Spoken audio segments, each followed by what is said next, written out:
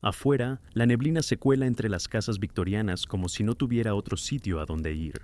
Las calles de Londres aún bostezan en la penumbra. Es temprano, tan temprano que incluso el bullicio parece caminar de puntillas. El silencio no es total, nunca lo es, pero tiene una textura espesa, tibia, como el vapor de un té mal colado. Tú estás allí.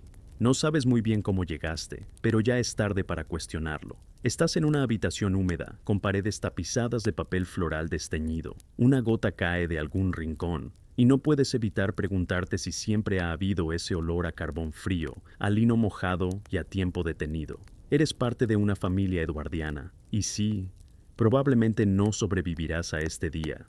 Pero no te preocupes, esto es solo un sueño largo, una historia aburrida para dormir. Antes de empezar, si este paseo entre polvo y corsés te resulta entrañable, puedes dejar un me gusta con tu dedo medio entumecido por el clima. Suscribirte si quieres más historias que se arrastran con elegancia decadente. Y comenta, si te atreves, desde qué rincón del mundo y a qué hora exacta estás escuchando esto. Tal vez, otro soñador del siglo XXI también esté despierto contigo. Ahora, empecemos con el viaje de esta noche. Tú abres los ojos en una cama crujiente. No por el colchón. Claro está que es poco más que un saco de paja disciplinada, sino porque el frío ha hecho que tus articulaciones protesten antes que tu conciencia.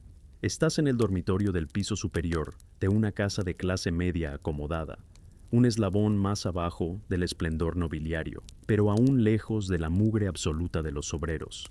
Digamos que eres respetable, lo cual, en este contexto, significa constantemente cansado, educadamente frustrado y terriblemente reprimido. Tu padre, en la habitación de al lado, ya está despierto. Puedes oír el ruido hueco de su afeitadora manual mientras raspa con ritual estoico su mandíbula cubierta de espuma. Si te preguntas por qué nadie se relaja en esta casa, es porque el siglo XX acaba de empezar, y con él llegó una expectativa de perfección tan sutil como asfixiante. Tu madre, en cambio, no tiene tiempo para contemplaciones. Ya ha bajado a supervisar a la criada. Sí, tienen una criada. Aunque la palabra puede sonar elegante, aquí significa una muchacha de 14 años que duerme junto al carbón y tiene ojeras que podrían contar cuentos por sí solas. Tu hermana menor aún duerme. De hecho, si no fuera porque ronca como una tetera demasiado emocionada, pensarías que ha muerto de aburrimiento, lo cual no sería tan inusual. La fiebre escarlatina sigue visitando familias como la tuya con la puntualidad de un cartero sombrío. El primer dato histórico del día. Entre 1901 y 1910, durante el periodo eduardiano, la tasa de mortalidad infantil seguía siendo alarmantemente alta. La medicina aún estaba descubriendo que lavarse las manos antes de operar era buena idea. Te sientas en el borde de la cama. Tienes medias largas, una camisa de dormir blanca con botones torcidos y un leve picor en la espalda. Quizás sea el corsé espiritual del sistema de clases, o tal vez sea un chinche. Caminas hacia la ventana y la abres. El cristal está empañado. Afuera, los carros de caballos resoplan en la bruma. Los conductores murmuran cosas ininteligibles entre trago y trago de té con whisky, aunque oficialmente solo llevan té. Los adoquines aún están mojados de la lluvia nocturna, y una señora con sombrero exagerado camina con una sombrilla innecesaria. La moda eduardiana parecía diseñada por alguien que nunca tuvo que usarla. Un dato cultural oscuro: las mujeres eduardianas solían dormir con guantes de goma y limón para blanquear sus manos. Se consideraba deseable tener piel de porcelana, incluso si eso significaba oler como un estante de frutas abandonadas. Tu estómago hace un sonido digno de un poema de Shelley. Es hora del desayuno. El problema es que aún no tienes el valor de bajar, porque ahí abajo está la rutina, el juicio social, la conversación forzada sobre el clima y, claro, las expectativas del día. Los historiadores aún debaten si la familia eduardiana promedio realmente encontraba sentido a esas largas horas de etiqueta y deberes, o si simplemente todos estaban demasiado ocupados aparentando cordura para notarlo. Te decides, bajas. El suelo cruje como si la casa misma quisiera que regresaras a la cama. La criada ya está poniendo pan en la mesa. Tu madre la observa como si supervisara una cirugía, aunque la paciente aquí parece ser la dignidad. El desayuno: huevos fríos, pan demasiado tostado y un café que parece más una insinuación de café. Nadie habla, solo cuchillos untando mantequilla con la misma energía con la que alguien marcaría la casilla aceptable en una encuesta sobre la vida. Y aún falta todo el día. La mañana avanza sin pedir permiso. El reloj del pasillo, un artefacto intimidante que parece llevar la cuenta no solo de las horas, sino también de tus errores, marca las 8 en punto. En la casa eduardiana, esto significa que es tiempo de hacer lo que se espera de ti. Aunque no quede del todo claro qué es eso, tú sales al exterior. Tu atuendo es formal, por supuesto, incluso si solo vas a caminar 2 calles hasta el despacho, donde te encargarás de archivar cosas que nadie volverá a leer. Debes vestir como si fueras a una gala imperial. Tu cuello está rígido por el almidón, y el sombrero se asienta sobre tu cabeza como una promesa no cumplida. El aire huele a hollín y a pan recién horneado, una combinación que extrañamente funciona. Las calles están vivas. Carros de caballos, vendedores de periódicos, señoras con canastos, niños corriendo sin supervisión, un espectáculo cotidiano que, sin embargo, se mueve como un reloj de bolsillo ligeramente descompuesto. En la esquina ves al carnicero, siempre con el delantal manchado y la sonrisa que nunca llega a los ojos. Hoy ofrece un descuento en riñones. No los quieres, no los necesitas, pero sabes que terminarán en el estofado de esta noche. Hecho histórico importante. Durante la era eduardiana, la carne era símbolo de estatus. Tener carne en la mesa, aunque fuera de los órganos menos nobles, implicaba que no estabas entre los desesperadamente pobres, lo cual era, al parecer, una aspiración admirable. Cruzas la calle, casi te atropella un coche motorizado. Sí, uno de esos nuevos juguetes ruidosos que los ricos usan para demostrar que no tienen que caminar jamás. El conductor ni se inmuta. Ni siquiera se molesta en parecer humano, quizás no lo sea, quién sabe.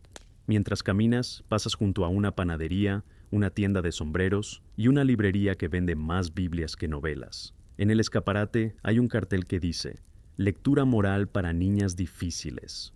El título más honesto del año. Un niño te saluda, no lo conoces, no lo reconocerás mañana, pero igual levantas la mano. Aquí, las apariencias pesan más que la memoria. Dato cultural oscuro. En algunas familias eduardianas, los niños eran vestidos exactamente igual, incluso entre hermanos y hermanas hasta los 5 años. La idea era que la individualidad era peligrosa, muy peligrosa. Casi como pensar por uno mismo. Llegas a tu lugar de trabajo.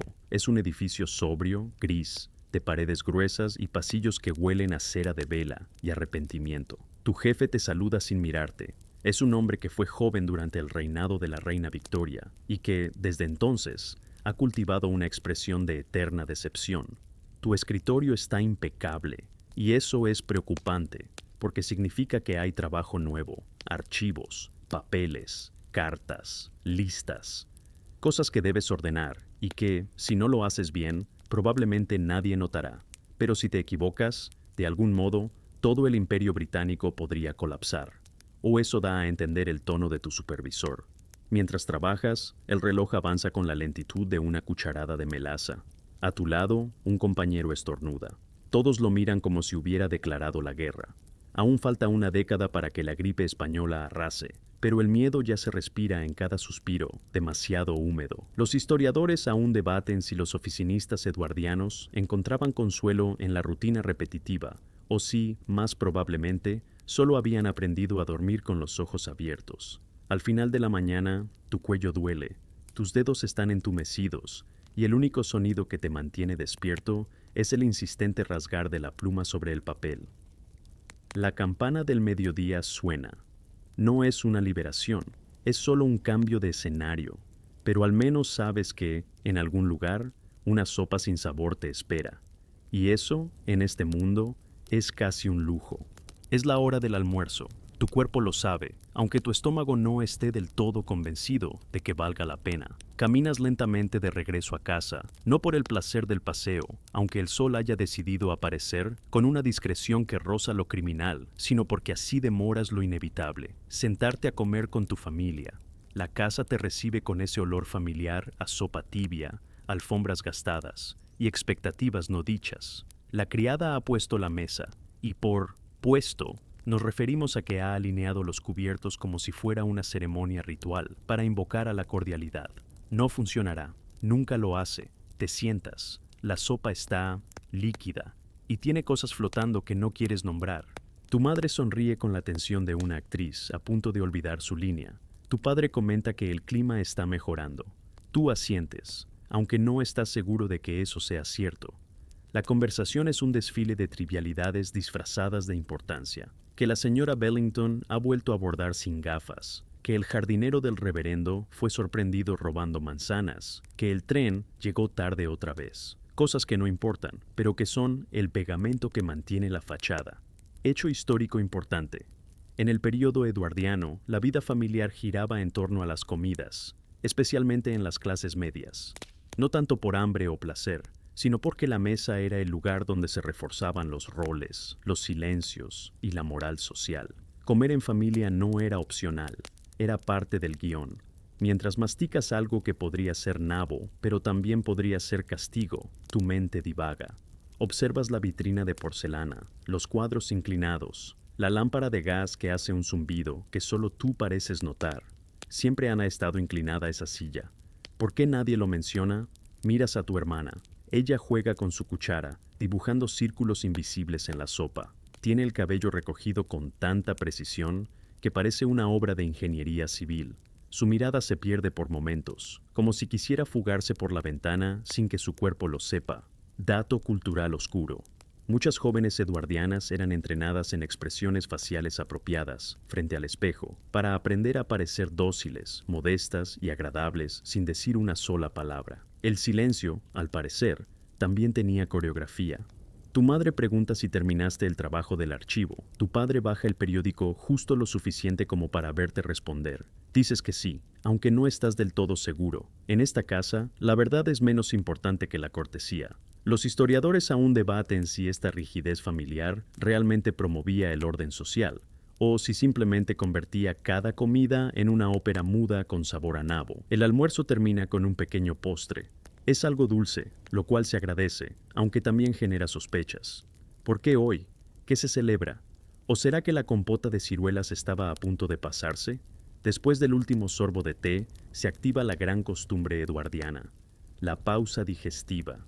No es siesta, no es descanso, es estar. Estar sin hacer nada, pero con dignidad.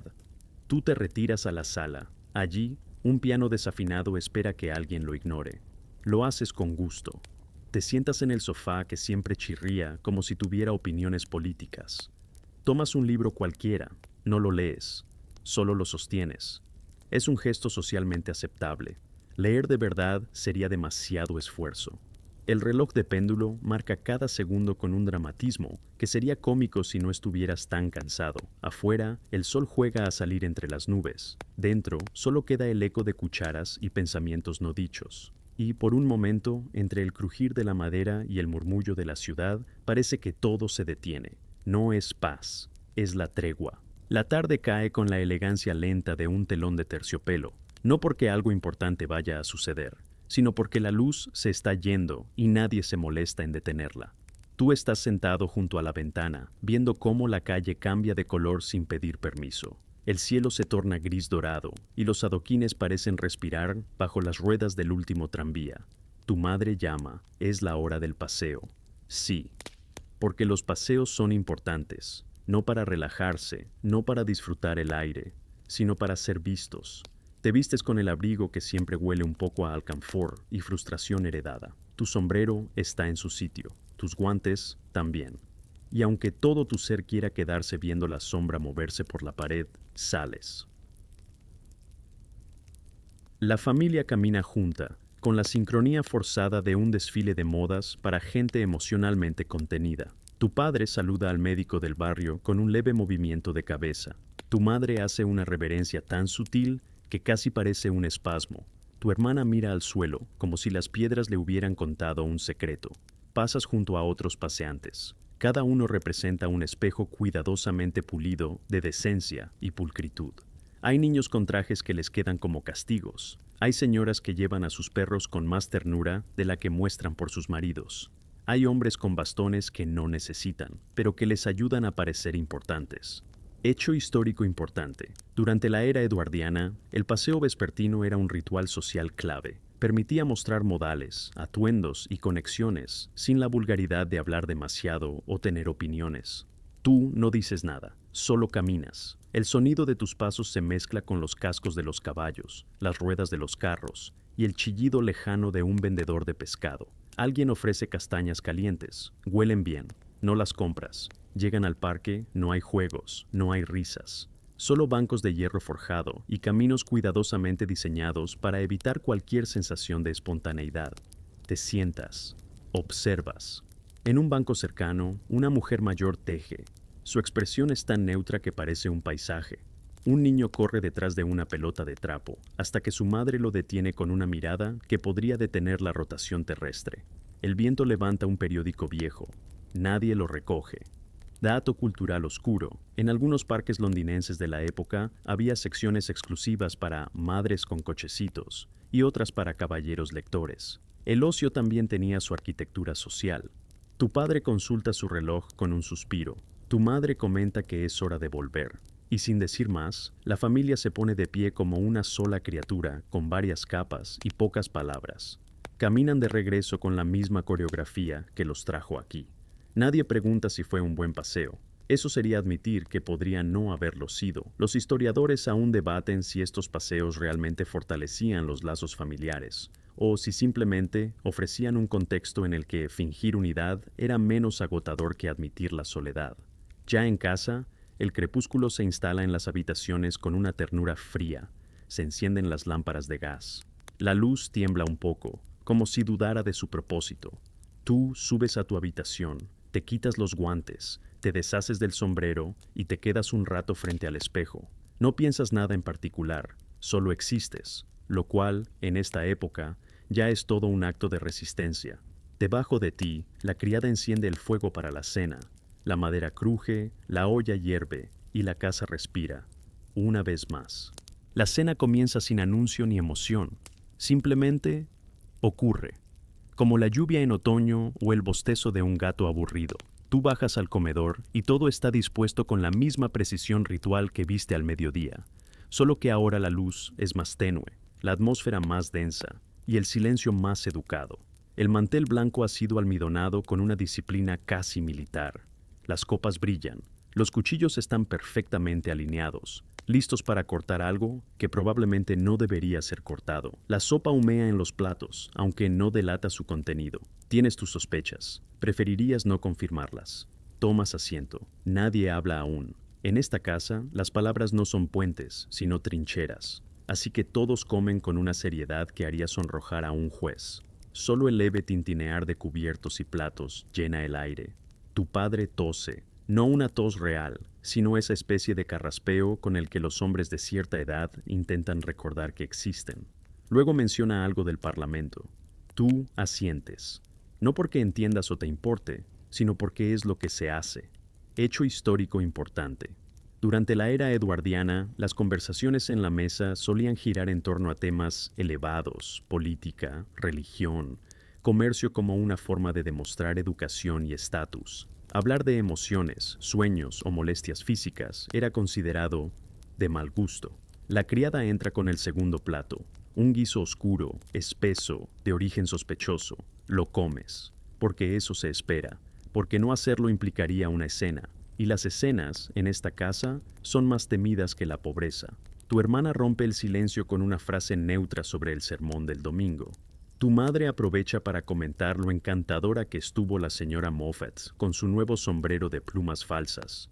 Todos sonríen con la intensidad de un cuadro de museo mal iluminado. Dato cultural oscuro. Algunas familias eduardianas colocaban una campana debajo de la mesa para que el anfitrión pudiera llamar discretamente a los sirvientes sin romper la conversación. En otras palabras, hasta las interrupciones estaban cuidadosamente planificadas. Tú terminas tu plato. No sabes si estabas hambriento o simplemente obediente. El postre llega, algo con pasas, siempre hay pasas. Son como el Imperio Británico, omnipresentes, secas y difíciles de evitar. Al final de la cena, el silencio se ha vuelto tan grueso que podrías cortarlo con el cuchillo de pescado, pero nadie lo hace. Solo se levantan, uno por uno, y regresan a sus respectivos espacios, como piezas de ajedrez que ya han cumplido su movimiento por hoy. Los historiadores aún debaten si estas cenas realmente unían a las familias, o si simplemente reforzaban la idea de que la unión podía fingirse con suficiente cubertería. Subes las escaleras lentamente, como si cada peldaño costara una pequeña parte de tu voluntad. En el pasillo, una lámpara parpadea. No es un presagio, solo mala instalación. Pasas junto al dormitorio de tus padres. Desde dentro se escucha el roce de una página siendo volteada. Nada más. El matrimonio eduardiano, una institución basada en la compañía silenciosa, las camas separadas y el respeto cuidadosamente dosificado. Te detienes frente al cuarto de tu hermana. La puerta está entreabierta. La ves sentada en la cama, peinando su cabello con una paciencia que parece de otra época, lo cual, técnicamente, es cierto. Ella no te ve. Tú no dices nada. Ninguno de los dos sabría cómo empezar una conversación que no haya sido ensayada 1000 veces en la cabeza. Sigues hacia tu habitación. Cierra la puerta. El silencio te recibe como un abrigo viejo, áspero, familiar, inevitable.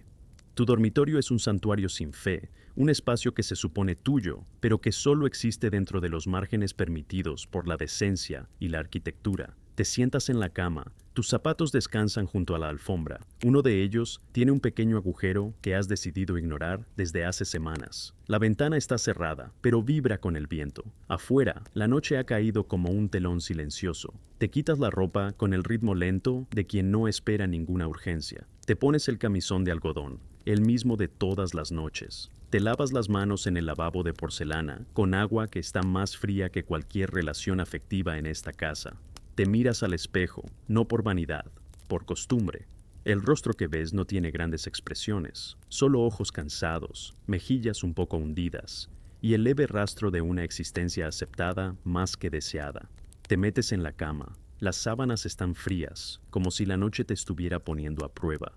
Te acomodas, y entonces lo escuchas. Un leve crujido en la madera, un suspiro que no es tuyo, un movimiento sutil.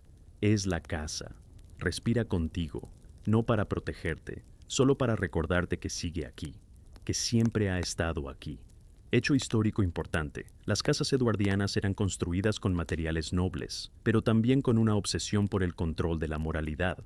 Las puertas se cerraban para evitar el escándalo, los pasillos eran largos para disuadir visitas nocturnas. Todo tenía un propósito, casi ninguno era el confort. Cierras los ojos, tratas de pensar en algo neutral, en la sopa, en el paseo, en el sombrero de la señora Moffat. Pero el pensamiento que insiste es otro, que mañana será igual. Mañana será otro día de saludos breves, de comidas ceremoniosas, de pensamientos contenidos como cartas que nunca se envían. Y, de alguna forma, eso te tranquiliza. Dato cultural oscuro. Algunas personas de clase media alta contrataban asesores de conducta nocturna para asegurarse de que los sirvientes no cometieran indiscreciones durante la noche. Dormir, al parecer, también era un acto vigilado. Desde tu cama puedes oír un reloj dar la hora. No es el tuyo, es el del pasillo. Uno de esos relojes altos, con péndulo y voz de abuelo severo, marca las 10. Todo está en su sitio, incluso tú. Los historiadores aún debaten si los sueños de la época eduardiana eran distintos, o si simplemente nadie se atrevía a contarlos. Y así termina la primera mitad del día, pero aún queda noche, y sus sombras. La noche se despliega como una carta escrita por alguien que ya ha olvidado lo que quería decir. El silencio, aunque no absoluto, es casi sólido. Solo el viento atraviesa los marcos de las ventanas, colándose en la madera con la discreción de un criado entrenado para no existir. Tú no duermes, aún no. Estás tendido boca arriba, mirando el techo como si esperases que te cuente algo, pero el yeso no sabe de historias, solo conserva el polvo de otras décadas. En la habitación contigua, alguien tose, tal vez tu padre, tal vez la criada, tal vez la casa misma, aclarándose la garganta antes de hablar. Pero no lo hace. Tu respiración es lenta, no por calma, sino por resignación. Parece que nadie en esta casa duerme bien, ni siquiera la oscuridad. Te sientas en la cama, el suelo está frío, caminas en silencio hacia la ventana. Mueves la cortina apenas unos centímetros, como si espiar al mundo fuera un acto prohibido. Allí está la calle, callada, inmóvil, salvo por un gato, uno solo, de esos callejeros, que caminan como si conocieran secretos de generaciones. Miras al cielo, apenas hay estrellas. Entre la neblina y la contaminación, parece más un techo que una promesa. Pero ahí están, las pocas que se asoman, observándote con la misma indiferencia con la que tú miras los días pasar. Hecho histórico importante. A principios del siglo XX, Londres ya sufría los efectos de la polución industrial. El cielo nocturno estaba tan contaminado que los astrónomos urbanos comenzaron a trasladarse a zonas rurales para poder trabajar. Ver estrellas se estaba convirtiendo en un lujo. Te preguntas si alguien más en esta calle está despierto, si en alguna otra casa otra figura contempla esta misma noche, este mismo cielo opaco, y si, como tú, se siente ajena a su propia época. El reloj del pasillo da la hora, las 11, un sonido largo, melancólico, casi ceremonial. Cada campanada es como una palmada en la espalda que no consuela, solo señala que el tiempo sigue. Te alejas de la ventana. Dato cultural oscuro. En algunas familias adineradas, los relojes se colocaban estratégicamente para marcar el ritmo del día y, de forma indirecta, regular la conducta del hogar. Se decía que un reloj bien ubicado podía salvar una reputación. Te recuestas de nuevo, intentas dormir, te acomodas, cambias de lado. Escuchas tu propio corazón, no porque sea poético, sino porque no hay nada más que escuchar. Los historiadores aún debaten si las personas en la era eduardiana eran realmente más reprimidas o si simplemente eran mejores fingiendo no necesitar nada.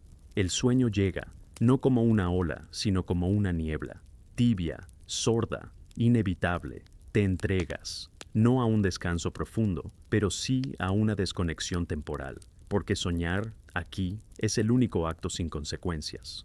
Te despiertas, no porque sea de día, sino porque algo crujió. Otra vez, abres los ojos con la lentitud de quien duda si merece ver lo que hay frente a sí, pero no hay nada, solo oscuridad, y ese extraño presentimiento de que algo no está donde debería estar. Tu cuerpo está tibio bajo las sábanas, pero tu mente se ha levantado, a medias, como un sirviente que aún no ha encendido la lámpara. Vuelves a oírlo, el crujido, podría ser la madera, podría ser el viento, podría ser uno de los 1000 ruidos que hacen las casas viejas cuando recuerdan cosas. Pero también podría no ser nada. Te quedas inmóvil, escuchando, y entonces lo reconoces. Es el paso de alguien, ligero, apresurado, casi culpable.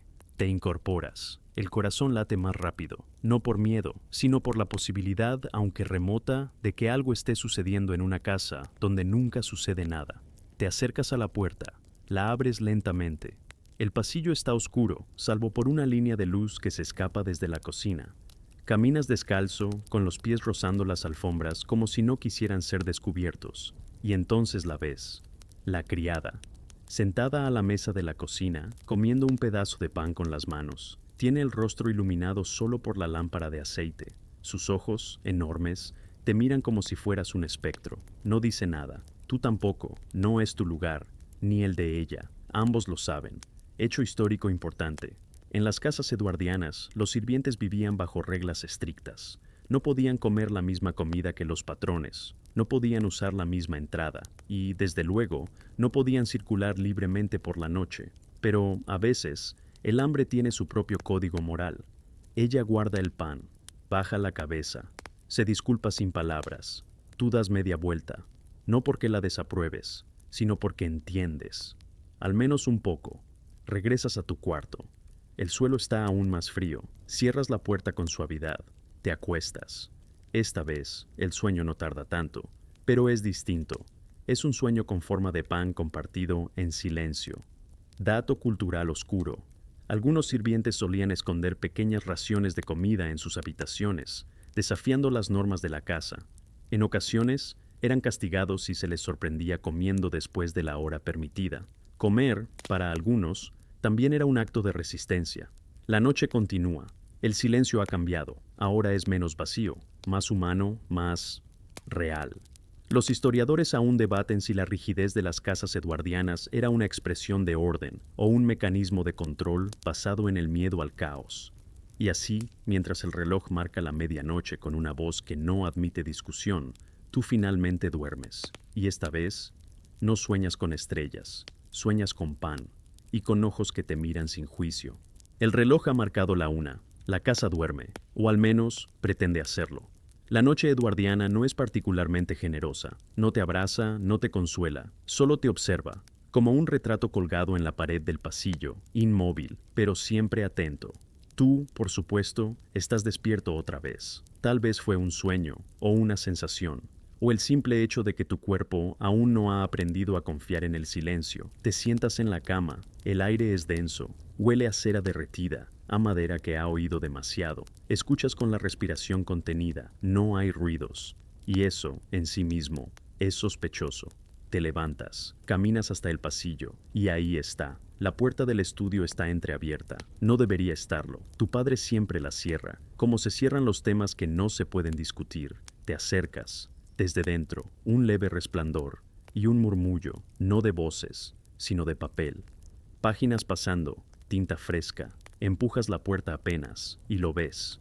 Tu padre, despierto, escribiendo. Su rostro serio, su mano temblorosa, sus ojos fijos en algo que no está en la página. No te ve y tú no te anuncias, porque lo que estás viendo no está destinado a ser compartido. Hecho histórico importante. Muchos hombres eduardianos mantenían diarios secretos, no para documentar grandes eventos, sino para desahogar pensamientos que no podían expresar en voz alta.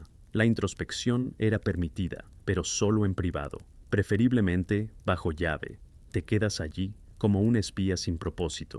Tu padre suspira, toma un sorbo de algo que parece brandy, cierra el cuaderno, lo guarda en un cajón con llave. Solo entonces se queda inmóvil, como si la escritura lo hubiera vaciado. Te retiras en silencio, no por miedo, sino por respeto, por algo que no entiendes, pero reconoces. Dato cultural oscuro. Algunas casas eduardianas incluían compartimientos secretos en los escritorios, diseñados específicamente para ocultar cartas, libretas u objetos comprometidos. La privacidad era un arte y un privilegio. Regresas a tu habitación. Esta vez no te acuestas, solo te sientas en la cama y miras el techo. Y te preguntas cuántas cosas se callan en esta casa, cuántas palabras se pierden antes de llegar a la garganta, cuántas verdades se escriben, se esconden y se dejan pudrir como flores bajo el sol. Los historiadores aún debaten si el silencio eduardiano fue una elección colectiva o un refugio construido con miedo y porcelana. No sabes cuánto tiempo pasa. La vela en tu habitación se consume, dejando un aroma leve a cebo y nostalgia.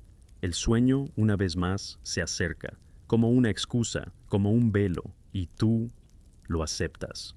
Porque hay cosas que es mejor no entender. Te despierta el canto de un ave, o al menos lo que crees que es un ave. Suena más como un lamento disfrazado de trino, pero en esta ciudad hasta los animales parecen practicar la contención. La luz entra tímidamente por la ventana. Es un gris lechoso, suave, como si el día aún no estuviera seguro de sí mismo. La casa está callada, otra vez, pero esta vez no parece dormir, parece esperar.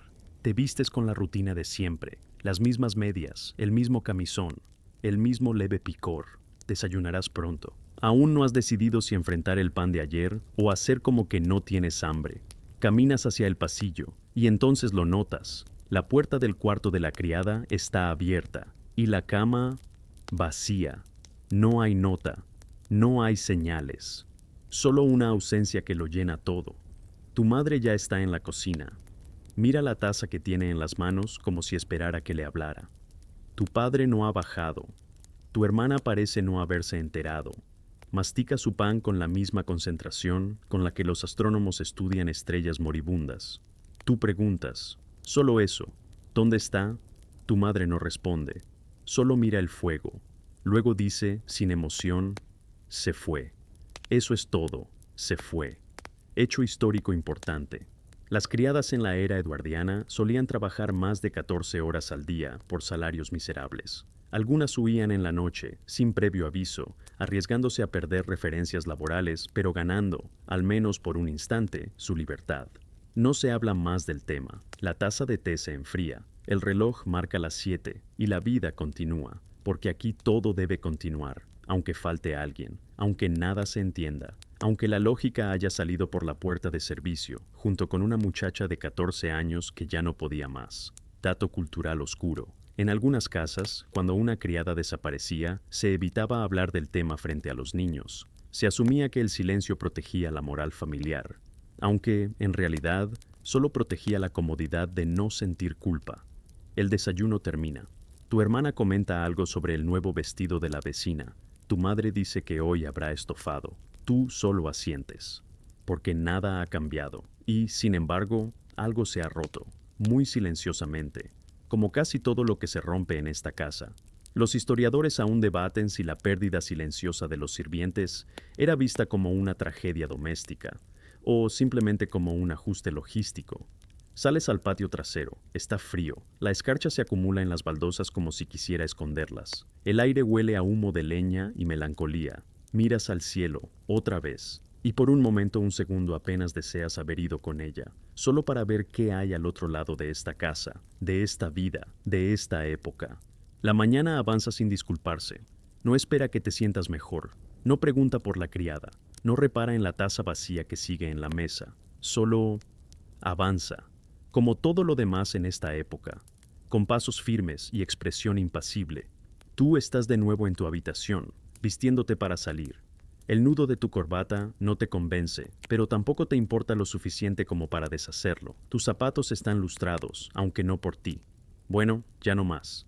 Sales al exterior con la lentitud del que sabe que no va a ninguna parte realmente nueva. Las calles de siempre, la niebla de siempre, el carnicero, que ya ni se molesta en fingir simpatía, el panadero, que sonríe con la desesperación de alguien que duerme 4 horas por noche. Caminar por la ciudad es como desplazarte dentro de una pintura que alguien ya firmó y colgó en una pared donde nadie la mira. Pasas junto a un escaparate lleno de objetos inútiles, relojes que no funcionan, tazas con frases cursis, sombreros que jamás han sido llevados con dignidad. El reflejo en el vidrio te devuelve una versión de ti más quieta de lo que quisieras admitir. Hecho histórico importante. Durante la era eduardiana, la expansión del consumo y los escaparates era ya un fenómeno urbano consolidado. Mirar objetos era parte del paseo, aunque comprarlos no siempre fuera posible. El deseo, al parecer, era suficiente para mantener viva la economía. Te detienes frente a la librería.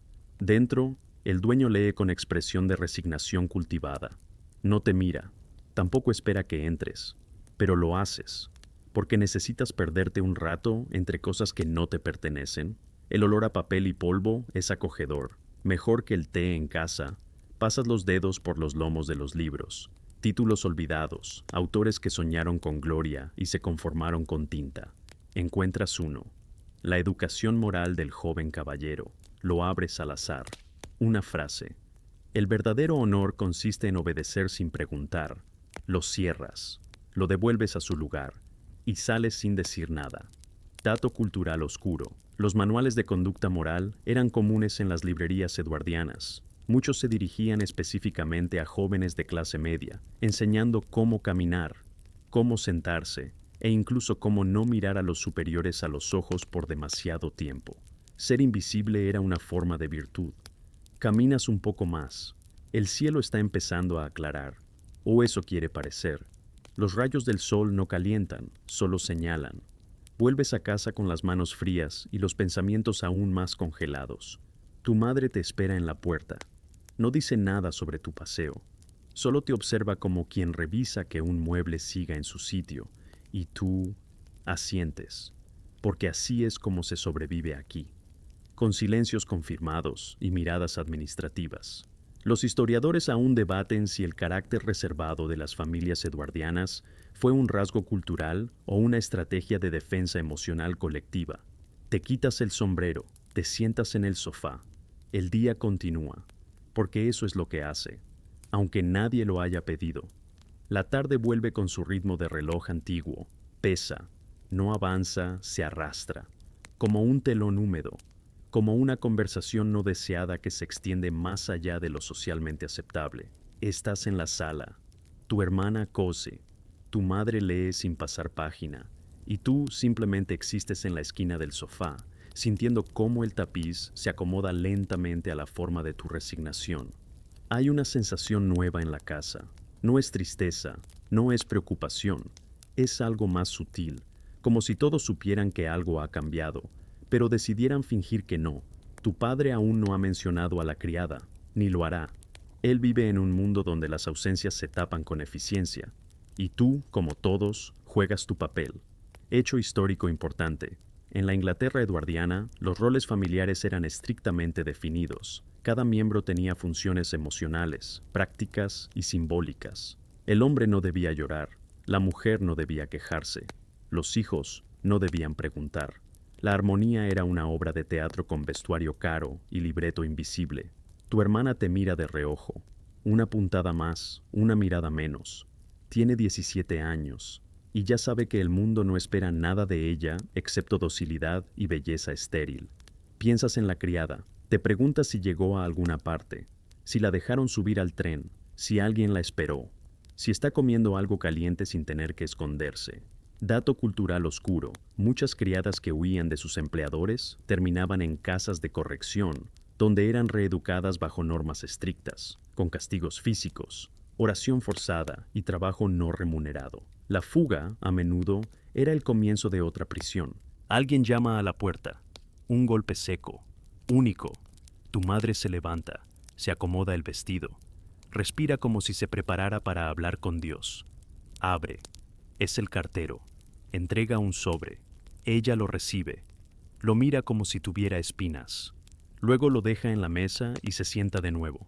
Nadie pregunta, y eso, por supuesto, es la costumbre.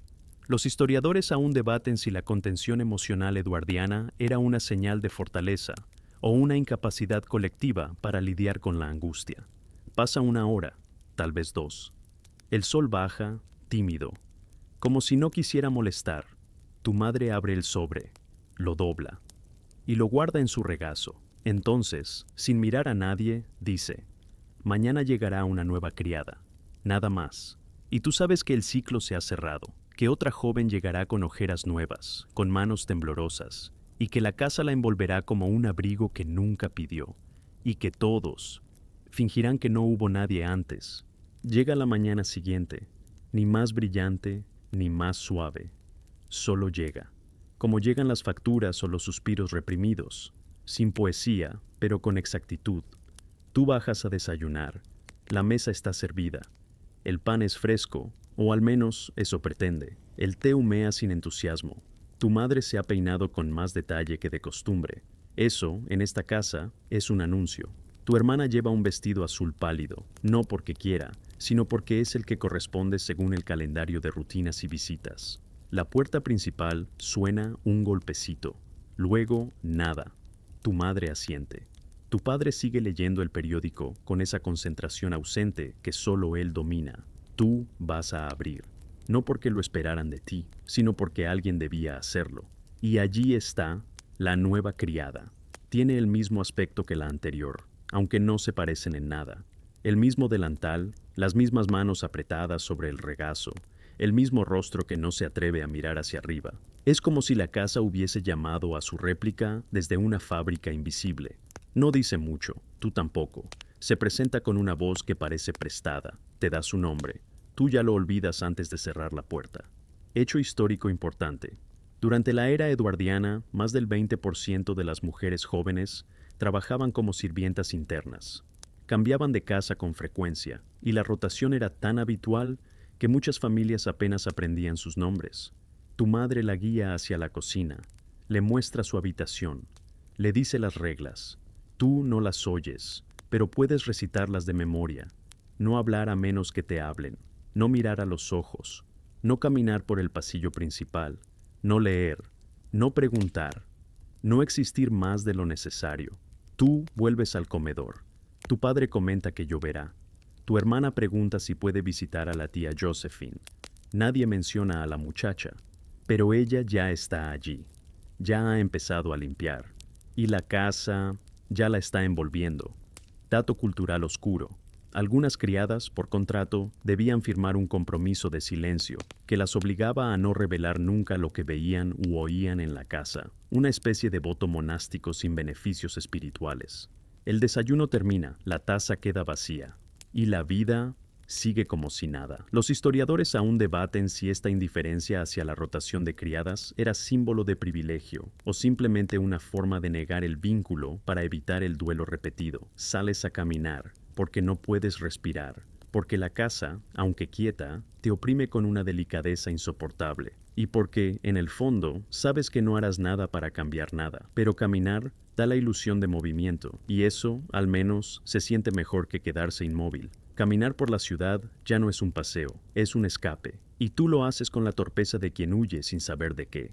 Las calles están húmedas, las piedras resbalan, la lluvia cayó hace poco, como una disculpa que nadie pidió. Hay olor a tierra mojada, a hierro oxidado y a pan quemado. Pasas frente a una iglesia. No entras. Pasas frente a una escuela. Tampoco entras. Pasas frente a una floristería. Miras las flores. No compras nada. El vendedor ni siquiera te ofrece una. Eres invisible hoy.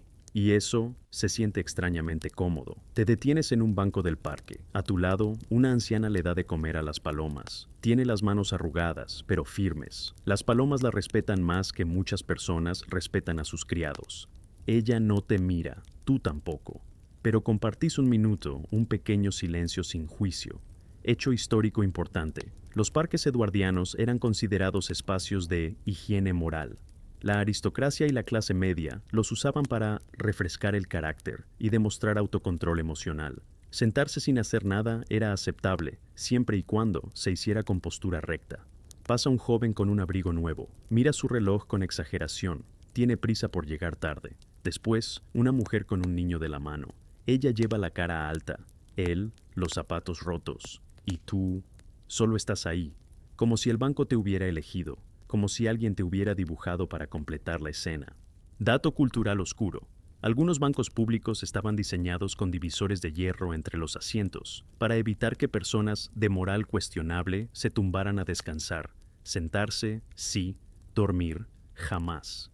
El ocio debía tener límites morales. Finalmente, te levantas.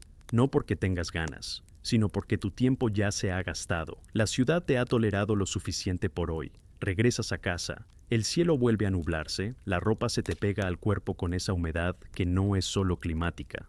Entras. Tu madre te observa desde la sala. No dice nada, tú tampoco.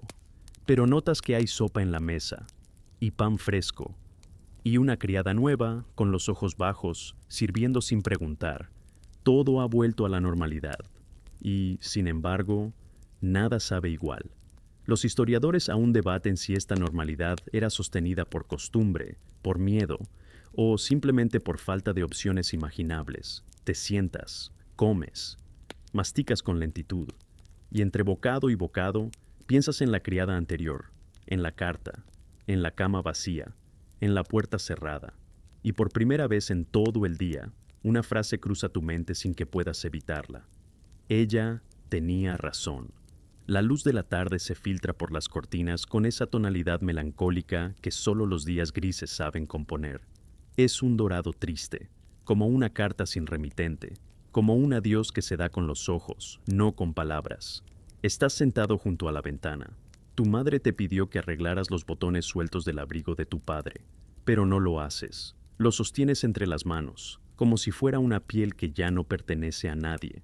En la habitación contigua, tu hermana canta una melodía leve, casi infantil. No la reconoces, o tal vez la has olvidado. Algo sobre colinas y lluvia, o mariposas y muerte. En esta época, es difícil saber dónde empieza la ternura y dónde termina la resignación. Tu padre aún no ha regresado del club. Siempre vuelve a la misma hora, oliendo a humo, a cuero y a conversación innecesaria. Es su ritual, su escape, su microcosmos de control.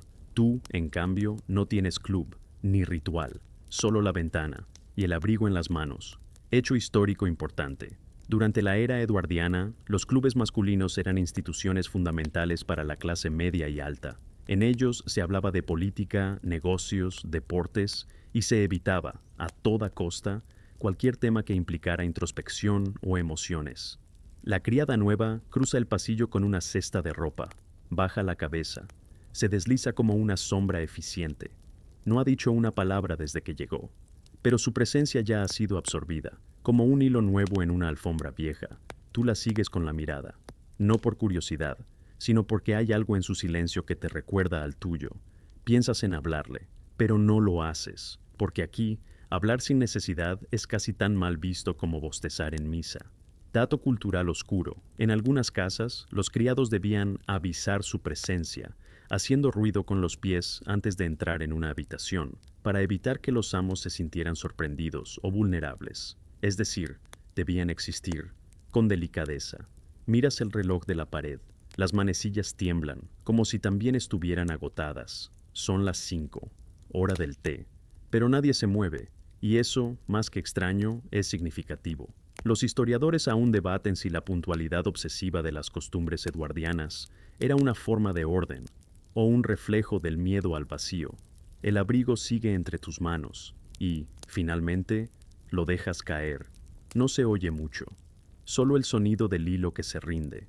Como tú, la noche llega temprano, no porque el sol se haya escondido con prisa, sino porque el día ya no tenía nada más que ofrecer.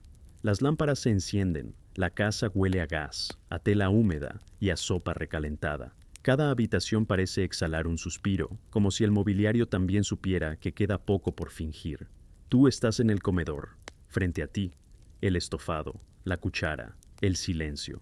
A tu derecha, tu madre mastica con la misma expresión con la que dobla manteles, precisa, eficiente, sin placer. A tu izquierda, tu hermana traza círculos con el tenedor sobre el plato. Juega con la comida como quien conversa sin hablar. Tu padre, por una vez, no dice nada. Tal vez esté cansado. Tal vez simplemente ha aceptado que las palabras rebotan en estas paredes. Comes una cucharada. Y el sabor es correcto. Y eso, en esta casa, ya es una victoria. Hecho histórico importante. La cena en la era eduardiana era una ceremonia inamovible. Incluso las familias modestas mantenían horarios, secuencia de platos y normas de etiqueta, como si la estabilidad del imperio dependiera de ello. Tu madre menciona que la nueva criada ha dejado las toallas mal dobladas. Tu padre asiente como si eso afectara su digestión. Tu hermana menciona, sin levantar la voz, que le gustaría aprender francés. Lo dice como quien suelta una piedra en un lago y observa si alguien reacciona. Tú dices, yo podría enseñarte, y la frase se queda flotando. No porque sea escandalosa, sino porque es demasiado humana. Tu hermana te mira, por primera vez en todo el día, y asiente, no con entusiasmo, no con ternura, con algo más extraño, con complicidad. Dato cultural oscuro. El aprendizaje de lenguas extranjeras, especialmente el francés, era considerado una virtud femenina entre la clase media alta eduardiana, pero rara vez se enseñaba dentro del hogar. Era un privilegio y una herramienta social. El postre llega, algo con natilla y galleta blanda. Nadie lo comenta, pero todos lo comen. Los historiadores aún debaten si el ritual de las comidas eduardianas funcionaba como una red emocional o como un escenario bien iluminado sin guión verdadero. La cena termina, y tú, por alguna razón, te sientes menos solo, no porque algo haya cambiado, sino porque alguien te miró. Y en esta casa, eso ya es revolución. Después de la cena, la casa se acomoda en su modo nocturno. No hay grandes movimientos, solo pequeños gestos. Cortinas que se cierran, velas que se encienden, relojes que ajustan su tic-tac, como si también necesitaran adaptarse a la oscuridad. Tú estás en el estudio, no porque sea tu lugar favorito, sino porque hoy nadie te lo prohibió. La habitación huele a cuero viejo y tinta seca. Sobre el escritorio, libros perfectamente alineados. Algunos de ellos nunca han sido abiertos. Otros tienen marcas de dedos, anotaciones, manchas que sugieren lectura en tardes lluviosas, llenas de aburrimiento y pretensión. Te sientas en la silla del rincón, esa que siempre está un poco coja, como si quisiera recordar que incluso el mobiliario puede tener momentos de debilidad. Tomas un libro al azar, lo abres, no lees. Solo escuchas cómo sus páginas respiran. La luz de la lámpara titila. Una polilla se golpea contra el cristal, con una insistencia admirablemente inútil. Como tú en este día, como todos en esta casa. Hecho histórico importante. En los hogares eduardianos, el estudio era un espacio simbólicamente masculino, destinado al padre de familia. Allí se pensaba, se leía, se fumaba en silencio, y a veces se lloraba sin testigos. Tu hermana entra, sin pedir permiso, sin ruido, solo está allí, en el umbral, te mira, Tú levantas la vista. Ella dice, ¿puedo quedarme un momento? Y tú solo asientes, no porque debas, sino porque quieres.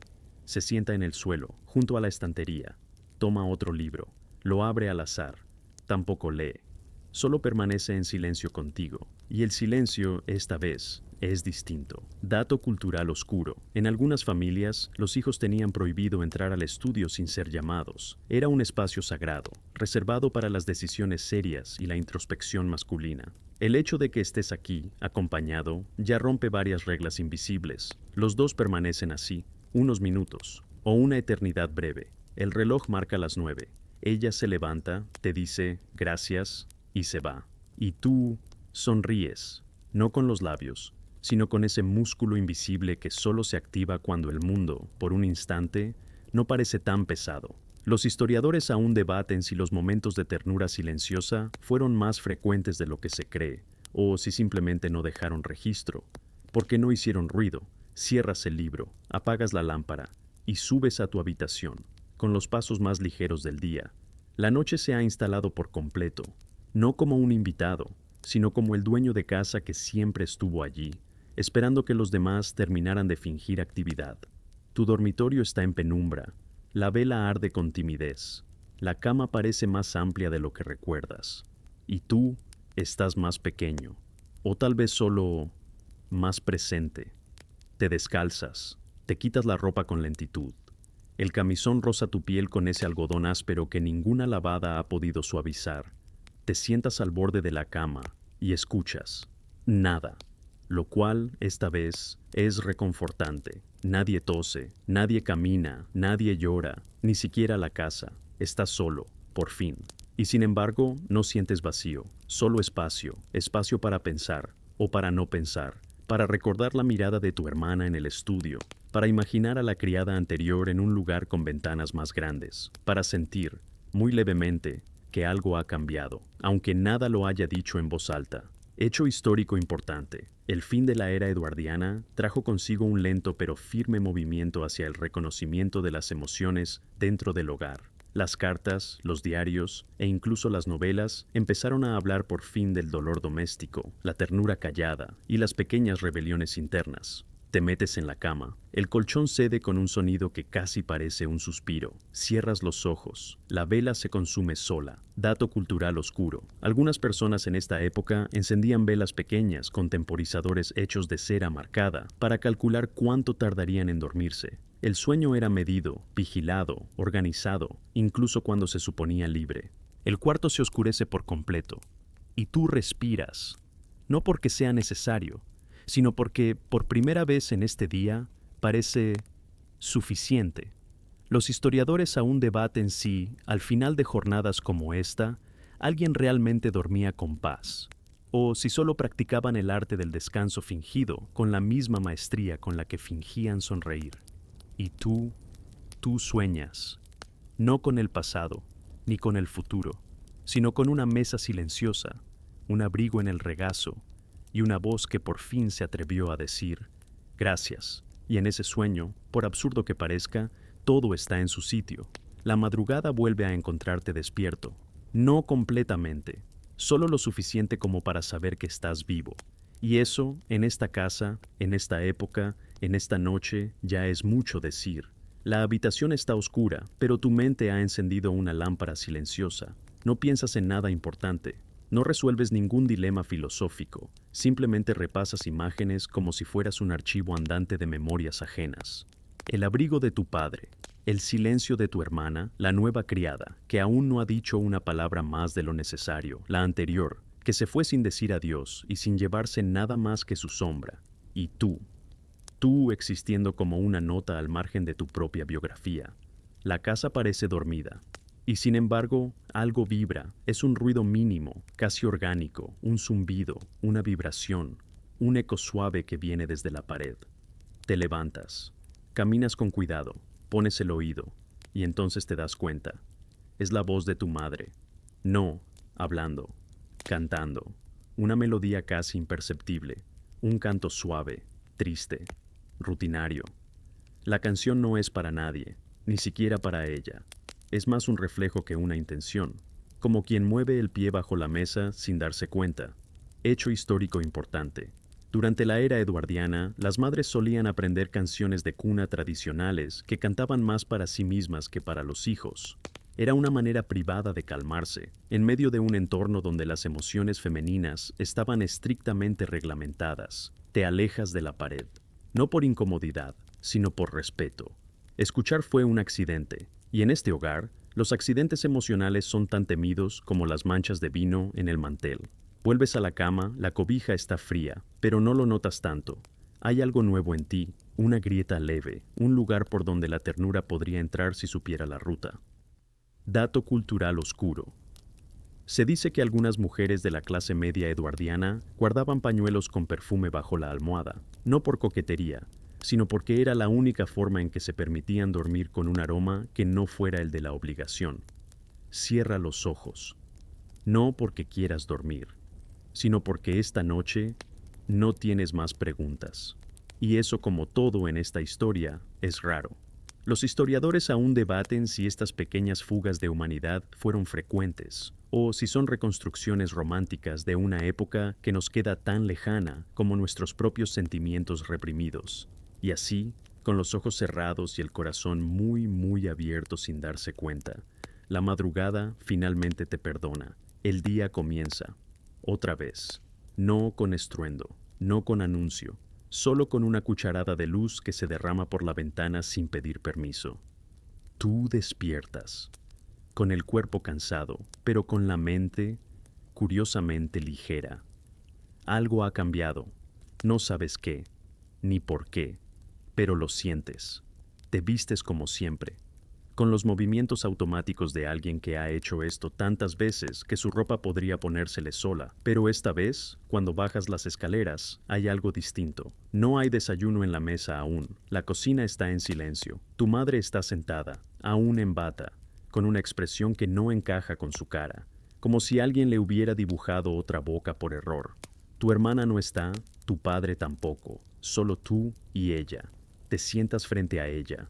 No dices nada, y, milagrosamente, ella tampoco, y ese silencio es hermoso, hasta que lo rompe, con una frase tan breve, tan cortante, que te deja sin paladar. Tu padre se ha ido al hospital con tu hermana, no por accidente, ni por escándalo, por algo más común, más vulgar, dolor. Ella, tu hermana, se despertó con un dolor agudo en el costado, fiebre, mareo. Tu padre decidió actuar sin rituales. Llamó al carruaje, salieron, y tú dormías. Hecho histórico importante. Durante la época eduardiana, el acceso a servicios médicos era limitado, incluso para las clases acomodadas. Muchas enfermedades comunes hoy eran entonces potencialmente mortales. La apendicitis, por ejemplo, era una sentencia si no se operaba con rapidez, y las operaciones eran rudimentarias, a menudo sin anestesia adecuada. Tu madre no llora, tú tampoco, pero la taza entre sus manos tiembla. Tú miras la chimenea, está apagada, no hay fuego, solo cenizas. La criada entra, detiene sus pasos al verlos, y por primera vez habla. Dice, ¿debo encender el fuego? Tu madre la mira, y asiente, no por necesidad, sino porque necesita que algo, lo que sea, arda. Dato cultural oscuro. Se cuenta que en ciertos hogares, cuando alguien enfermaba gravemente, se cubrían los espejos con tela negra, no por superstición, sino para evitar ver en los reflejos lo que no se podía controlar. El dolor, al parecer, también tenía su escenografía. Te quedas allí.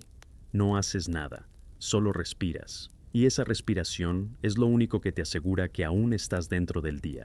Los historiadores aún debaten si la familia eduardiana realmente creía en la fortaleza estoica, o si simplemente no tenía vocabulario suficiente para decir, tengo miedo. El reloj marca las 8. La criada ha encendido el fuego, y la casa, sin querer, ha comenzado un nuevo acto.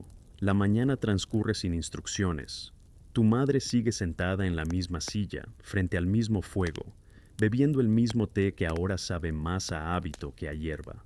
Tú has intentado leer el periódico, pero las letras se mezclan, no porque no entiendas lo que dicen, sino porque no tienen sentido en este momento. ¿Qué te importa si el Parlamento debate un nuevo impuesto al azúcar? O si el conde de no sé qué asistió a un almuerzo con la duquesa de vaya usted a saber. Tu hermana está en el hospital, y eso Lo ha cambiado todo. La criada, que hasta hace poco parecía un mueble viviente, se ha movido por la casa con un cuidado que no es miedo, sino respeto. Te ha ofrecido pan, has aceptado sin palabras, te ha servido más té. Has asentido, y por un rato ella ha sido lo único que ha mantenido la casa en pie. Tú la observas moverse. Tiene una manera de doblar los bordes de la toalla que roza la ternura, de colocar los platos en la alacena, como si estuviera escribiendo una carta que nadie leerá, como si cada gesto suyo dijera: estoy aquí, sé que no me ven, pero sigo aquí. Hecho histórico importante. Durante los primeros años del siglo XX, el servicio doméstico representaba el mayor sector de empleo para las mujeres jóvenes en Gran Bretaña. Pese a eso, sus nombres rara vez aparecían en registros oficiales. Eran necesarias, pero invisibles. Tú te levantas y, sin pensarlo demasiado, caminas hacia la cocina. Ella está allí, ordenando las tazas con la precisión de un relojero emocionalmente estable. Tú dices: gracias por hoy. Ella se gira, te mira por primera vez, de verdad, y dice: no ha sido nada, pero lo ha sido todo. Dato cultural oscuro. En algunas casas eduardianas, los sirvientes no podían aceptar muestras de gratitud directa. Se consideraban cruces sociales incómodas, que rompían el delicado equilibrio de jerarquías no escritas. Agradecer a alguien por existir era, en muchos sentidos, revolucionario. Ventas al patio trasero. El aire huele a carbón húmedo y a algo más, como musgo o madera mojada, y te sientas. Simplemente eso, te sientas y esperas. No por noticias, sino por algo más difuso, por un momento de claridad, por una señal, por una tregua. Los historiadores aún debaten si la espera fue alguna vez una virtud o simplemente un castigo disfrazado de esperanza. Y allí, mientras el sol sube sin ganas y los gorriones picotean las migas de una cena olvidada, tú entiendes, por fin, que no todo puede arreglarse con silencio. Alrededor del mediodía llega la carta. No un telegrama, una carta, de puño y letra de tu padre. La trae un mensajero con gorra torcida y pasos apurados. La entrega sin explicaciones. Tú la tomas con manos que no sabías que podían temblar. Tu madre la abre, la lee, suspira, te la pasa, dice: la operación ha sido realizada. El doctor dice que era apendicitis, grave, pero ha salido bien. Estará en observación. No permitirán visitas hasta mañana. Tu hermana pregunta por el gato. Dile que está bien, aunque nunca tuvimos uno. Tú sonríes, una sonrisa pequeña, cortada, casi inútil. Pero la primera en muchas horas. Tu madre cierra los ojos, no como quien descansa, sino como quien deja caer un peso invisible. Hecho histórico importante. Las operaciones quirúrgicas durante la era eduardiana comenzaron a evolucionar gracias a los avances en antisepsia y anestesia, aunque aún eran procedimientos con altísimos riesgos. La apendicectomía, en particular, se volvió más común a partir de 1902. Tu padre dice que volverá al final del día. Tu hermana está viva, y tú no sabes qué hacer con esa información. Subes a tu habitación, no por necesidad, sino por impulso. Te recuestas. La luz entra por la ventana como un dedo tibio. El techo ya no parece tan amenazante, ni tan indiferente. Cierras los ojos por un momento, solo uno, y el mundo no colapsa. Dato cultural oscuro. Se cuenta que algunos miembros de la clase media escribían cartas falsas a familiares para evitar visitas incómodas o retrasar compromisos sociales. La correspondencia era, además de un medio de comunicación, una forma sofisticada de evasión. Despiertas con el sonido de pasos. Tu padre ha llegado. Escuchas su voz. Su forma de colgar el sombrero, el peso de sus zapatos sobre la madera, su tos habitual, y una frase que no oías desde la infancia. ¿Dónde está? Tú bajas. Él está allí, con el rostro desgastado, pero con los ojos casi tiernos. Te mira y dice: lo has superado. Tú asientes. Y en lugar de hablar, haces algo inusual. Te acercas y lo abrazas. No con fuerza, no con emoción desbordada, solo con la suavidad de quien, por fin, ha entendido que el amor también puede ser discreto. Los historiadores aún debaten si los gestos de afecto eran tan raros como creemos, o si simplemente nadie se atrevía a escribir sobre ellos. Esa noche, la cena es distinta. La sopa sabe, el pan calienta, y la casa, Por primera vez en mucho tiempo, no parece juzgar, solo escucha. La noche cae como una manta bien doblada. Tú estás sentado en el comedor. Tu madre ha encendido una vela, aunque hay luz suficiente. Tu padre bebe té con un gesto mecánico, mientras repite sin saber que lo hace la misma historia sobre un médico nervioso que dejó caer el bisturí. Lo contó hace 2 horas, y lo volverá a contar más tarde. Nadie se lo dice, porque todos entienden. La criada nueva, ya no tan nueva, ha aprendido a moverse con menos rigidez, a dejar la jarra de leche en la esquina exacta, sin que nadie se lo indique, a calentar la sopa a tiempo sin ser mirada, a retirarse antes de ser notada, y tú la ves. La ves existir en las pausas, en las rendijas de la rutina, y algo en ti reconoce ese lenguaje, el lenguaje de los que no quieren ser protagonistas, pero tampoco desaparecer. Hecho histórico importante. En muchos hogares eduardianos, los criados eran juzgados no solo por lo que hacían, sino por cómo lo hacían sin ser vistos. Se valoraba más la discreción del gesto que la eficiencia en sí. La perfección silenciosa era el estándar. Tu madre habla poco, tu padre termina su taza, y tú te ofreces a llevar los platos. La criada te mira por primera vez con sorpresa. No es lo que se espera de ti, lo haces igual, porque hay algo en esa pequeña acción que sientes necesario, no como redención, sino como afirmación. Dato cultural oscuro, algunos varones eduardianos que mostraban tendencias domésticas, como lavar platos o barrer, eran objeto de burla en el club o la parroquia. Se consideraba una erosión del carácter masculino. La ternura era subversiva. En la cocina, lavas los platos con agua tibia. Sientes la textura del jabón, el peso de la loza. La criada está cerca, secando con un trapo áspero. No hablan. Pero hay algo distinto entre ustedes.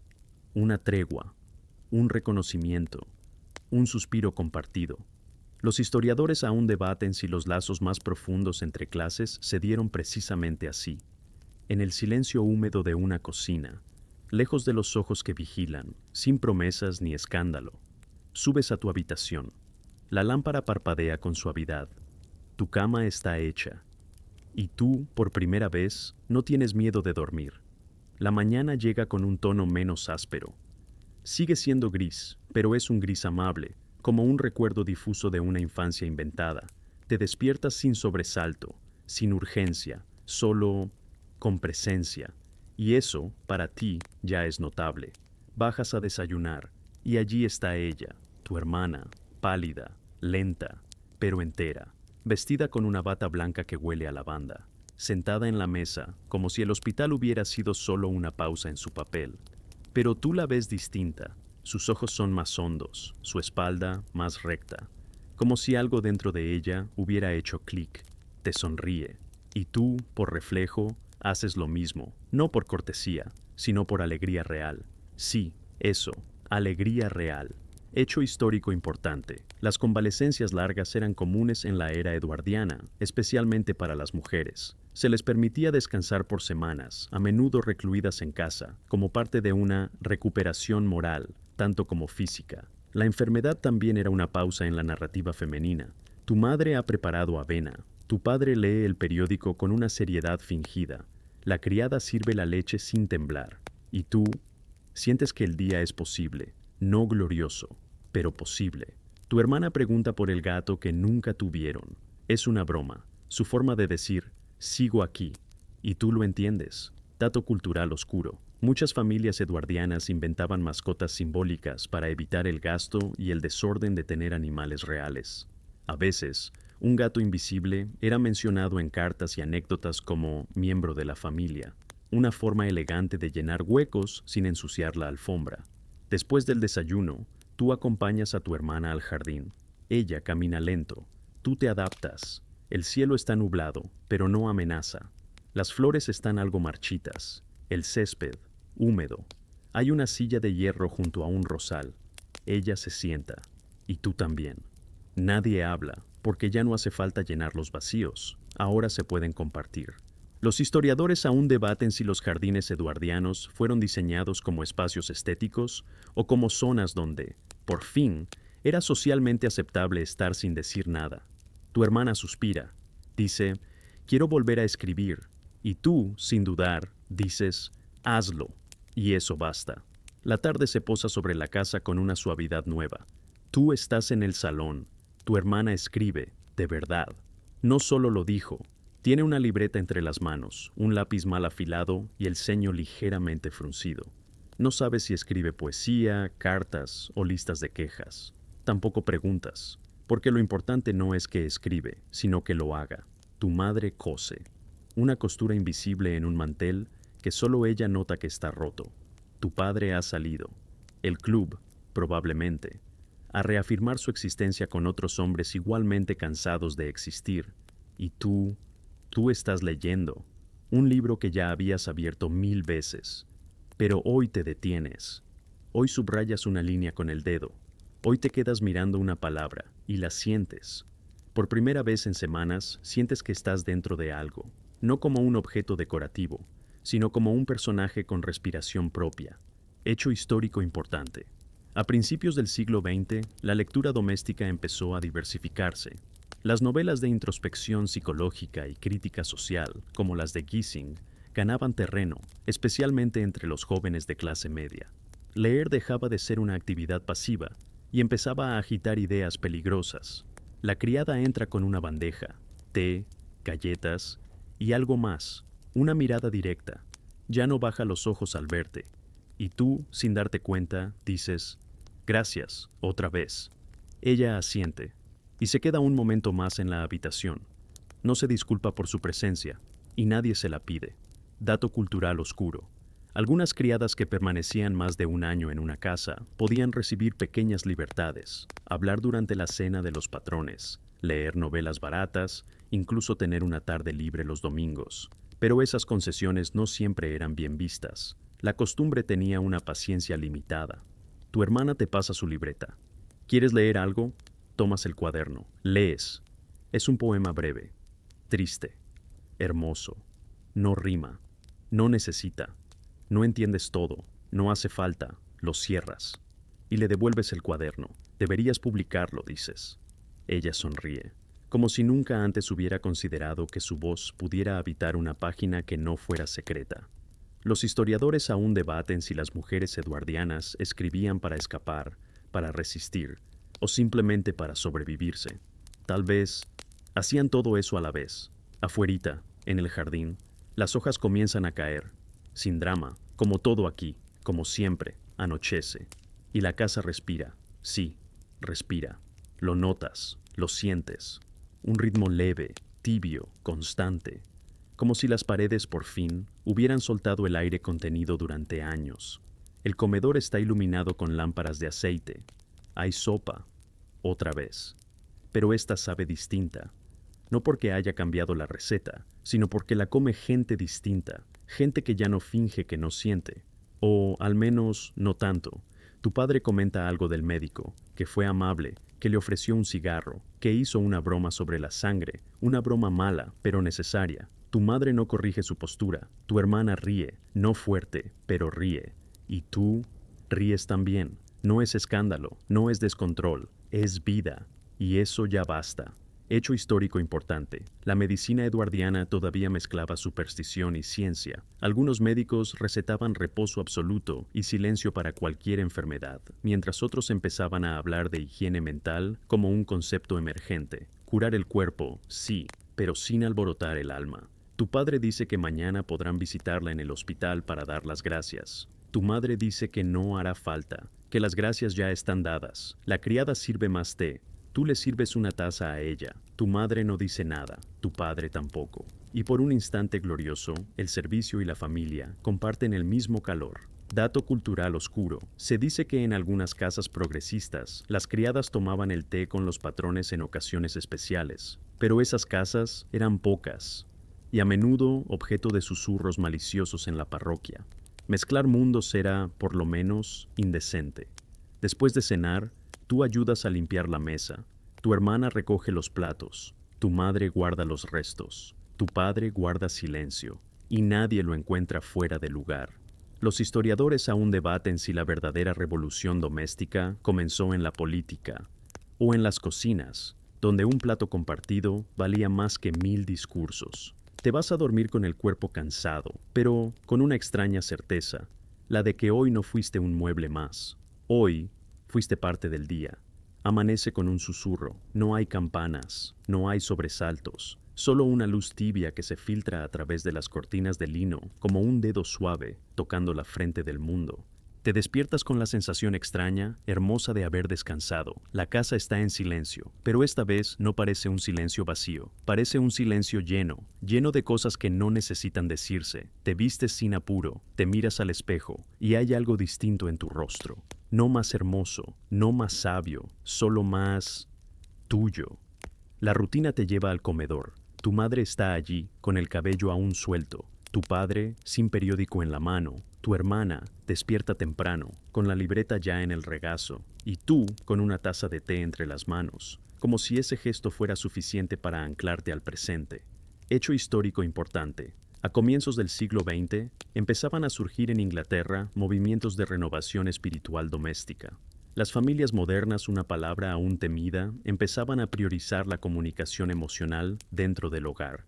Algo impensable en la época victoriana. Era el principio de una grieta y de una posibilidad. Hoy es domingo, el día de la iglesia, pero nadie menciona la misa, ni el sermón, ni siquiera el sombrero de la señora Moffat.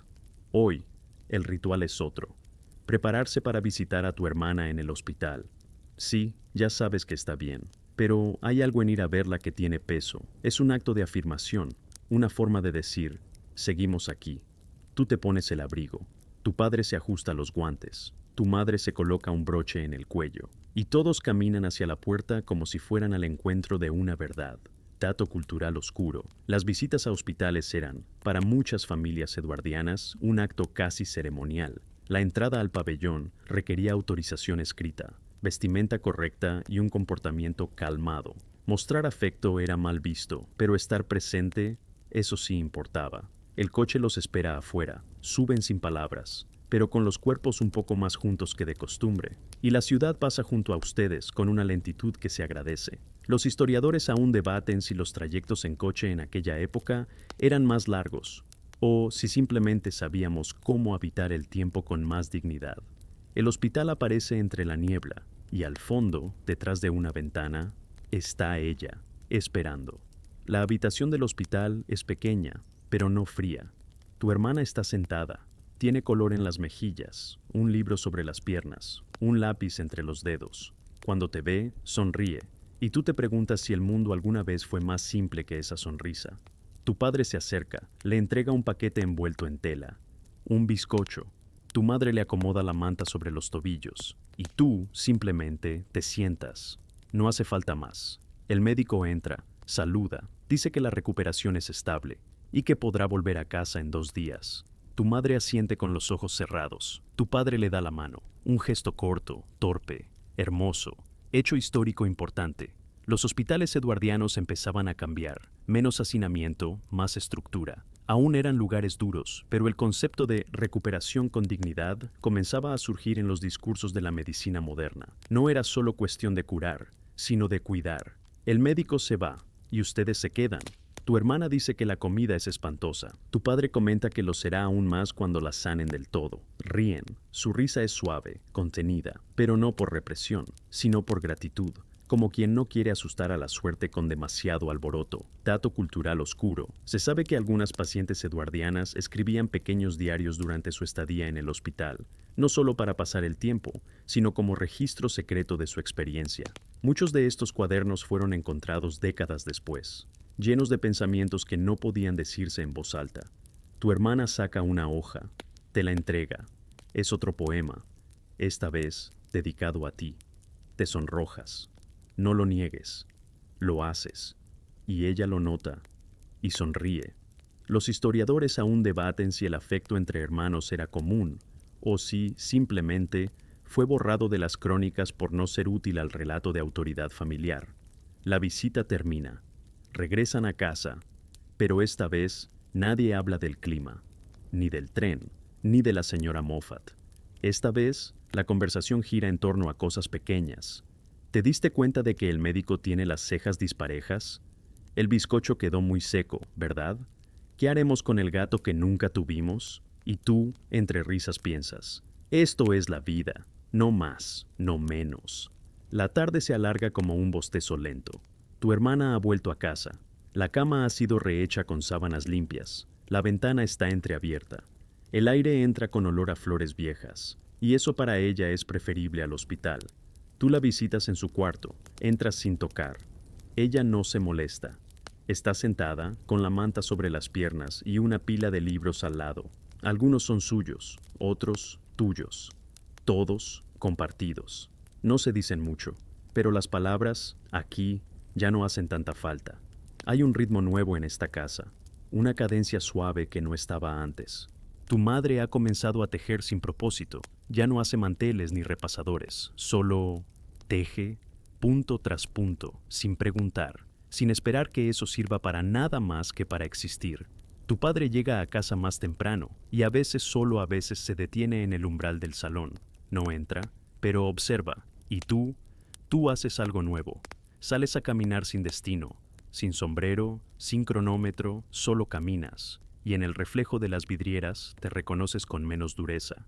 Hecho histórico importante. Al finalizar la década eduardiana, muchos jóvenes de clase media comenzaron a experimentar una leve expansión de sus libertades. Las universidades abrían más espacios, las mujeres escribían con seudónimos y el discurso público comenzaba a cuestionar las jerarquías familiares.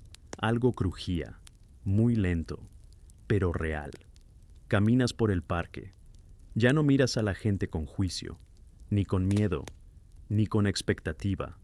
Solo los ves, como si fueran todos parte de la misma obra aburrida, tierna y absurda en la que tú también actúas. En un banco, una pareja joven se toma de las manos. Nadie los regaña, y eso te hace sonreír. Dato cultural oscuro. Algunos manuales de conducta advertían que tomarse de la mano en público era el principio de la ruina social, especialmente para las mujeres. Sin embargo, las postales románticas de la época estaban llenas de esas imágenes. La doble moral también era una moda. Vuelves a casa al atardecer. La luz entra rasante, acariciando los muebles como si quisiera disculparse por todos los días nublados. En la cocina, la criada tararea. Tu madre no la interrumpe, y tú la escuchas, porque sabes que su canción también es parte de esta historia. Los historiadores aún debaten si el cambio fue real, o si solo fue una pausa antes del próximo ciclo, pero para ti, este momento es auténtico y suficiente. La cena se sirve con risas breves, y los cubiertos no suenan tan fuerte como antes. La última noche, no del mundo, número de la historia, solo de este día. La lámpara del pasillo proyecta una sombra larga que se arrastra como un gato viejo y sabio. La madera cruje, pero ya no asusta. El reloj da la hora con una calma sin culpa. Tú estás en tu cuarto, desnudo de expectativas, vestido de rutina. Te sientas en la cama, miras alrededor, y todo está igual. Pero nada lo está en realidad. Tu hermana duerme en la habitación contigua, respira con regularidad. Ya no hay fiebre, solo fragilidad. Y una pequeña libreta bajo la almohada, como quien guarda el corazón entre las hojas. Tus padres están en sus habitaciones respectivas, pero esta vez ambos han dejado la puerta entreabierta. Por si acaso, la criada ha apagado las luces, pero no su canción. Y tú te preguntas si todas las casas respiran así cuando nadie las mira. Hecho histórico importante. La era eduardiana terminaría oficialmente en 1910, pero su sombra se extendería hasta el inicio de la Primera Guerra Mundial. Para muchos, fue un último suspiro antes del colapso de un mundo que ya no sabía por qué existía. La calma. Fue una trampa dulce. Te metes en la cama. El colchón ya no protesta. El camisón ya no pica. El silencio ya no pesa. Te acomodas. Y piensas en todo lo que no pasó. Y todo lo que sí. En todo lo que cambió sin hacer ruido. En todo lo que aprendiste sin que nadie te lo enseñara. Dato cultural oscuro. En algunos hogares, al final del día, los hijos estaban obligados a escribir una reflexión moral para leerla en voz baja antes de dormir. Muchos terminaron siendo adultos que jamás supieron soñar en voz alta. Tú no escribes nada, solo respiras. Y, con esa respiración, Construyes una despedida invisible, una que no necesita papel ni tinta. Solo esto, estuviste aquí, viviste este día, y no solo sobreviviste, te abriste. Y en una época donde la represión era una moneda, tú te diste el lujo de sentir. Los historiadores aún debaten si alguien, alguna vez, durmió en paz del todo. Pero tú en este momento, en este lecho, en este cuerpo que ya no finge estar ajeno a sí mismo, tú duermes. Y en el silencio más honesto que esta casa ha conocido, te vas. No para siempre, solo para descansar. Y así termina este día que no fue extraordinario, pero que lo fue todo. Un día sin guerras, sin cartas de amor escandalosas, sin bailes ni coronaciones. Solo un día, lleno de pasos suaves, platos lavados, dolores contenidos, palabras que no se dijeron, miradas que lo dijeron todo. Un día en el que nadie gritó, nadie corrió, nadie se rebeló a lo grande.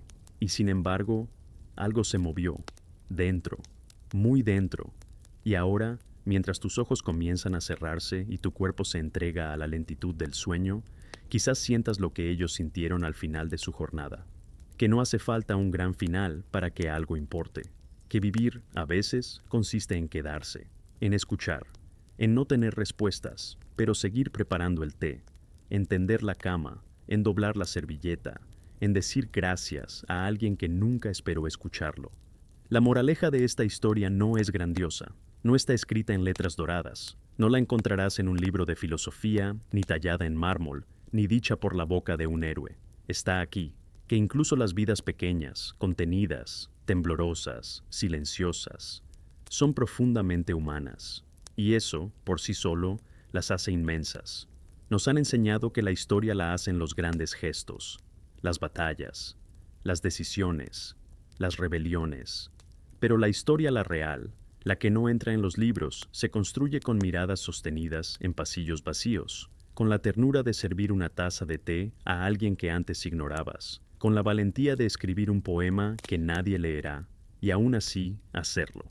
Esta es la verdad de los eduardianos, y también la tuya, que lo cotidiano es un campo de batalla silencioso, donde cada acto de amabilidad es una victoria.